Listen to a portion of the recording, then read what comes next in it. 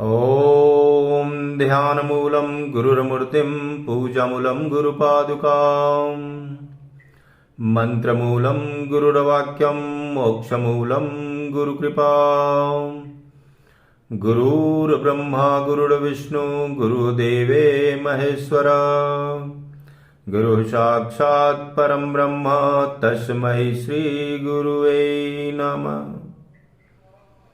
ओम श्री सद्गुरुदेवेभ्यो नमः। परम पूज्य इष्ट देव एवं उपस्थित भगवत भक्तों, आज के प्रवचन में मैं आप सबको यह बताना चाहता हूं कि परमपिता परमेश्वर को पाने के लिए सर्वप्रथम हमें परमपिता परमेश्वर द्वारा बनाए गए जो कुछ भी चीजें हैं सबसे प्रेम करना सीखना होगा, क्योंकि परमपिता परमेश्वर के बारे में कहा गया है कि कण कण में है झांकी भगवान की, किसी सूझ वाली आंख ने पहचान की। अर्थात हर एक कण कण में परमपिता परमेश्वर का वास है और कंचित ही कोई आंखें उन्हें पहचान पाती हैं। तुलसीदास जी भी तो कहते हैं कि ईश्वर अंश जीव अविनाशी। ईश्वर अंश जीव अविनाशी अर्थात हर एक जीव उस परमपिता परमेश्वर का अंश है, परंतु यह नहीं कह सकते कि हर एक जीव ईश्वर स्वरूप है, क्योंकि तुलसीदास जी साथ ही साथ यह भी कहते हैं कि जो अस ईर्ष्या करहि मन जड़ विवेक अभिमान परहि कलप भर नरक में जीव की ईस समान। जो भी व्यक्ति इस प्रकार का ईर्ष्या करता है, इस प्रकार का मन में भावना रखता है कि वह ईश्वर का अंश होते हुए ईश्वर स्वरूप है, तो वह कल्प भर नरक में वास करेगा अगर इस प्रकार की भावना रखता है। इसलिए हम उसी प्रकार उस परमपिता परमेश्वर का अंश हैं, जिस प्रकार से एक पुष्प का अंश सुगंध होता है, उस सुगंध का कोई भी अपना अस्तित्व नहीं है।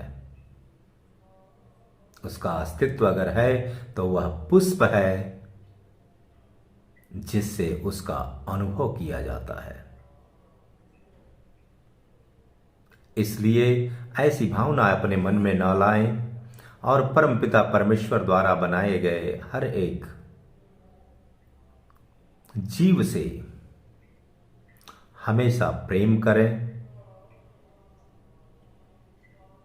तभी आप जीवन में सफल हो सकते हैं। किसी भी चीज को पाने के लिए हमारे अंदर उदारता होना अति आवश्यक है। आपको बता दूं, घड़े के ऊपर एक घड़े में जल भरा हुआ है, उसके ऊपर एक बर्तन रखा हुआ है। वह बर्तन घड़े से कहता है कि मैं आपके समक्ष हूं, लेकिन आप कभी हमें जल नहीं देते। लेकिन जो बर्तन दूर से आता है उसे आप जल जो है पर्याप्त मात्रा में दे देते हैं। वह घड़ा अपने ऊपर रखे हुए बर्तन को कहता है कि देखो, तुम तो हर हमेशा हमारे सिर पर विराजमान रहते हो, सर पर सवार रहते हो, तो तुम्हें कैसे जल प्राप्त हो सकता है। लेकिन जो भी बर्तन आकर मेरे बगल में मुझसे नीचा बनकर मुझसे नीचे झुक जाता है, उसे मैं स्वतः झुककर जल दे देता हूं और वह पर्याप्त मात्रा में जल लेकर अपने आप को संतुष्ट कर लेता है। इस छोटी सी बातों का कहने का तात्पर्य यह है कि अगर किसी भी चीज को हासिल करना है तो अपने अंदर विनम्रता, अपने अंदर की सूझबूझ का इस्तेमाल करते हुए हमें झुक कर रहना होगा, क्योंकि सच ही किसी ने कहा है कि झुकना तो मर्दों की शान होती है, अकड़ना मुर्दों की पहचान होती है।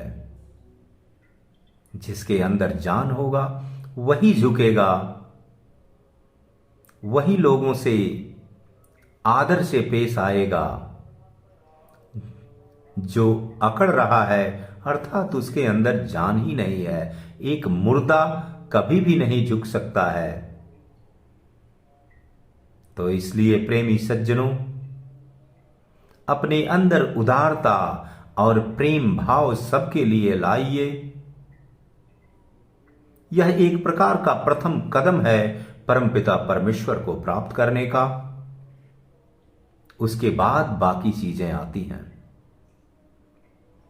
बस इन्हीं शब्दों के साथ आज के प्रवचन को मैं यहीं विराम देता हूं और आप सब से अनुरोध करता हूं कि आप सब मेरे चैनल को सब्सक्राइब करें और ऐसे ही छोटे छोटे क्लिप द्वारा मैं आप सबको भौतिक और आध्यात्म ज्ञान का बोध कराऊंगा जितनी मुझे जानकारी है। धन्यवाद। ओम सर्वे भवन्तु सुखिनः, सर्वे सन्तु निरामयाः, सर्वे भद्राणि पश्यन्तु, मा कश्चित् दुःखभाग् भवेत्। ओम शांति शांति शांति।